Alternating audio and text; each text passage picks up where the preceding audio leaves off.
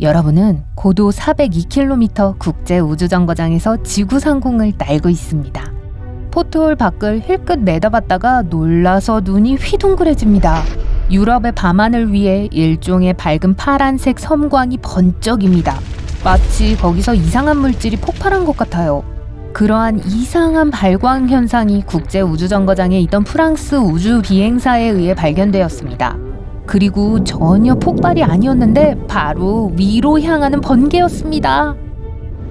최근까지 이 현상은 조종사들 사이에서 일종의 전설과 같은 것이었습니다. 과학자들은 위로 치는 번개와 높은 고도에서 빨간색과 파란색으로 빛나는 섬광에 대한 조종사들의 이야기를 들어왔습니다. 그러나 이러한 발광 현상이 존재한다는 확실한 증거가 없었어요. 하지만 그것들은 실제로 존재하며 스프라이트, 엘프, 트롤, 고스트라고 불립니다. 그렇다면 일반적인 번개는 어떻게 작용할까요?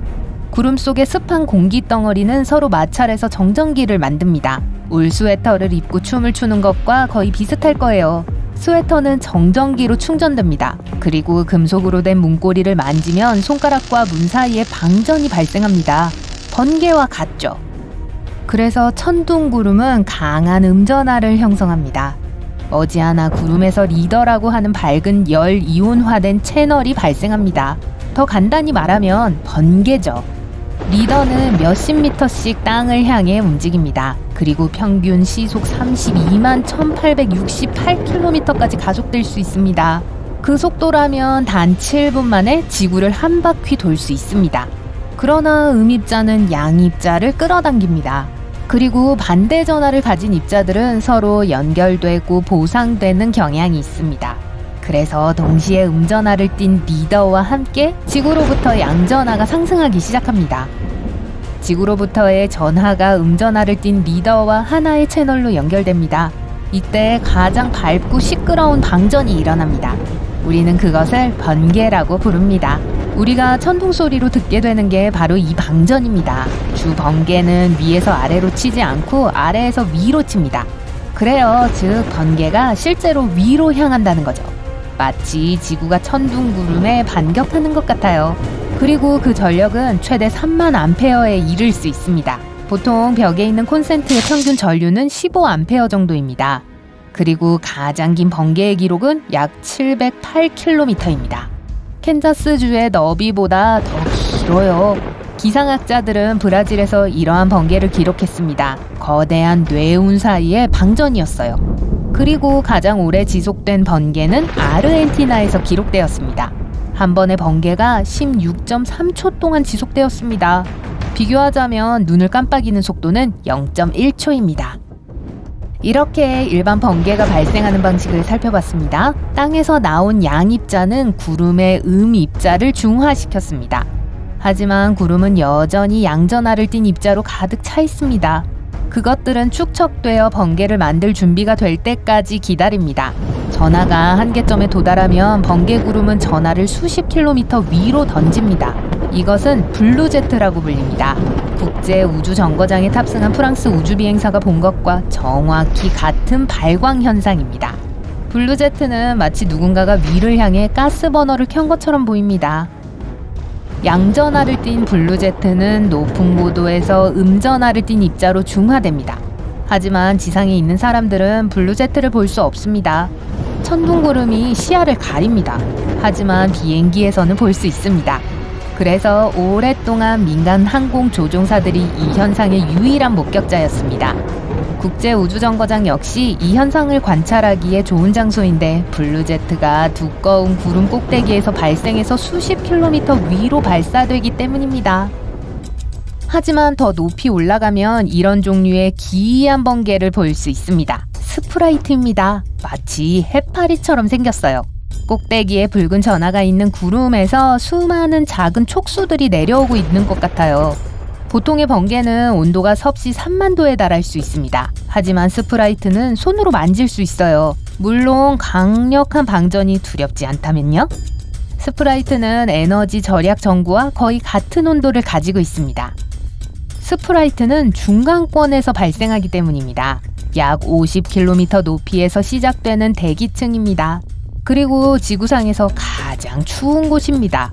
우리가 사는 지상에서는 공기가 훨씬 더 촘촘합니다. 공기 분자가 더 많아요. 공기 분자들이 태양광선으로부터 열을 흡수하고 우리는 편안함을 느낍니다. 하지만 더 높이 올라갈수록 공기 분자는 더 적습니다. 상업용 항공기가 비행하는 고도에서는 더 이상 열을 축적할 충분한 공기가 없습니다. 그 고도에서는 숨을 쉴 수 없을 거예요. 그래서 모든 비행기에 응급 상황에 대비한 산소 마스크가 있는 겁니다. 그리고 중간권의 온도는 남극보다 더 춥습니다. 중간권에는 공기가 거의 없습니다. 그리고 온도는 영하 섭씨 130도 정도가 될 수 있습니다. 그리고 번개의 온도 자체는 높지만 끓는 물 한 잔을 차가운 물이 담긴 거대한 통에 붓는 것과 같습니다. 온도는 크게 변하지 않을 거예요. 스프라이트는 아래의 천둥구름과 짝을 이룰 때만 나타날 수 있습니다. 구름에서 방전이 일어나면 스프라이트가 중간권에 나타납니다. 그것은 대기 중의 전하량을 균등하게 하려고 노력합니다. 그래서 이 빨간 번개가 뇌우에 닿으려고 하는 것 같아요. 그리고 스프라이트 자체는 매사추세츠주만큼 넓을 수 있습니다.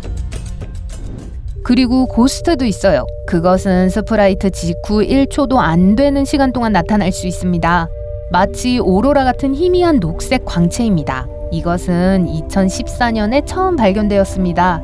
과학계의 공식 확인은 2019년에야 이루어졌습니다.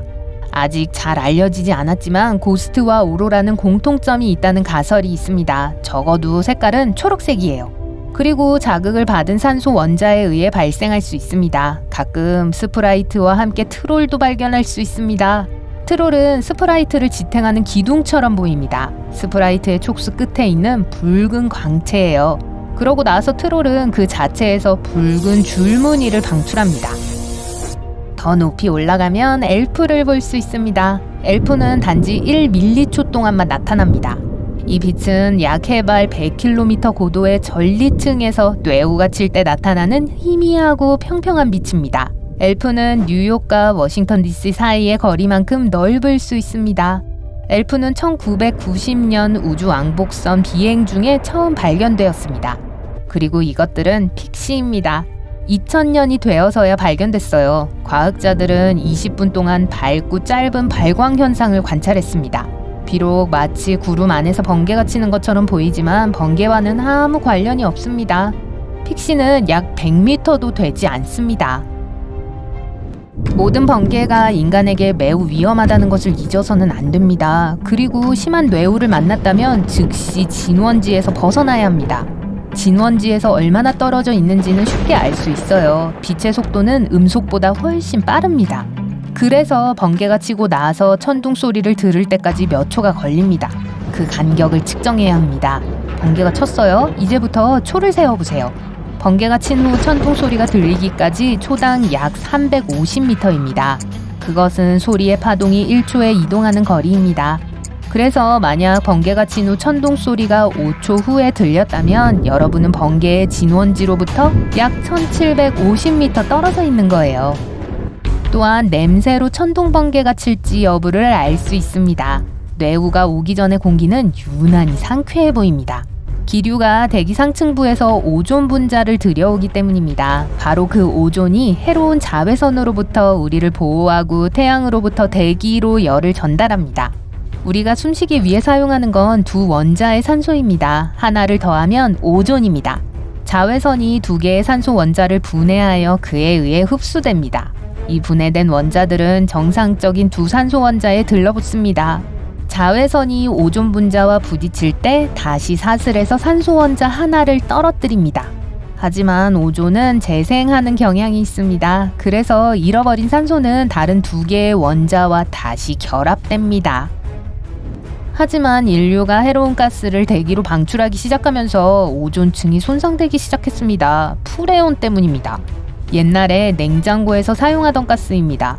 프레온 분자는 해로운 염소 원자를 포함하고 있습니다. 자외선이 이 원자를 분자 밖으로 밀어냅니다. 그러면 염소 원자가 오존에서 산소 원자 하나를 훔칩니다. 그러면 해로운 자외선으로부터 우리를 구하지도 또 재생하지도 못하는 두 개의 산소 분자만 남게 됩니다. 이것은 오존층에 구멍이 생기게 합니다. 가장 유명한 오존 구멍은 남극 대륙 위에 있었습니다. 하지만 인류가 이 해로운 화학물질의 사용을 금지했을 때 이 구멍은 회복되기 시작했습니다. 구멍이 완전히 닫히는 게 아니라 원래대로 돌아갈 거예요.